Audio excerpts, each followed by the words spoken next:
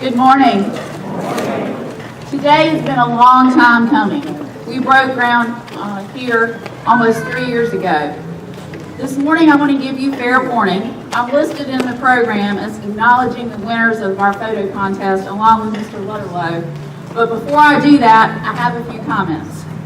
I want to recognize some folks who had important roles in making this Agriculture and Conference Center a reality today. First, I want to thank our bosses, commissioners past and present, who believed in this project and provided the capital and operating funds necessary for us to be standing in front of this beautiful building this morning. Second,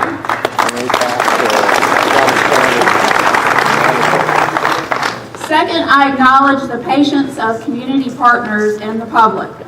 The most frequent question I've received in the last 18 months is, when will the Ag Center be open? I guess it's appropriate that our conference center will be open for public reservation beginning April 1st. No fooling.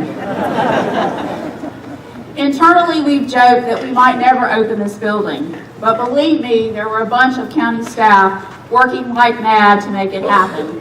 And I want to acknowledge those folks this morning, whose blood, sweat, and tears, and some of them were literal, got us to this point.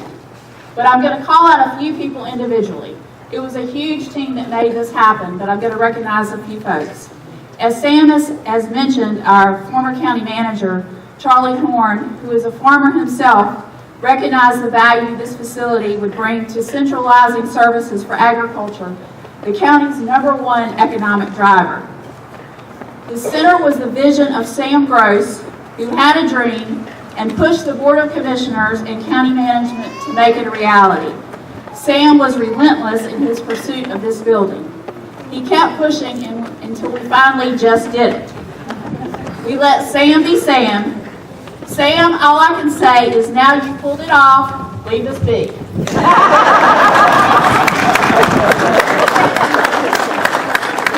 The building stands today because of the dogged determination of our facilities and construction director, Brian Stevens. As he dealt with construction problems and schedule delays, I doubt there was an employee on site who didn't get a stern talking to, and that's putting it nicely. Brian probably didn't make any friends among the contractors, but he held the contractor accountable, and he ensured the county and its taxpayers had the building that they paid for. The conference side of the building, as we staff call it, would not have been ready for business had it not been for the hard work of our tourism director, Renee Paschal. Seeing the potential of the building to generate tourism, she worked for over a year to research other event venues and bring together the initial policies and procedures we have been refining since. None of this, mind you, was in her job description.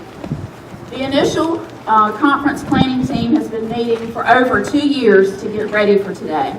We worked diligently for over a year before we had the good sense to hire an expert center coordinator, Lara Lee Isley.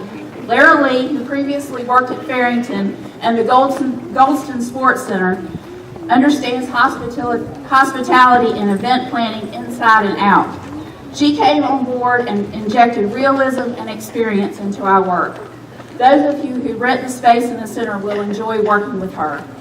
A late but important addition to our team is AV coordinator Byron Stevens. He, along with Brian Stevens, and yes, it is confusing to us as well, has worked with the contractors, sometimes holding their feet to the fire to make sure the equipment works like we envisioned.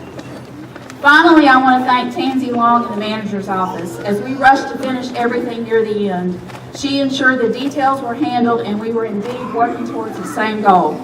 She brought a calm head as emotions sometimes flared, and she always brought us back on task.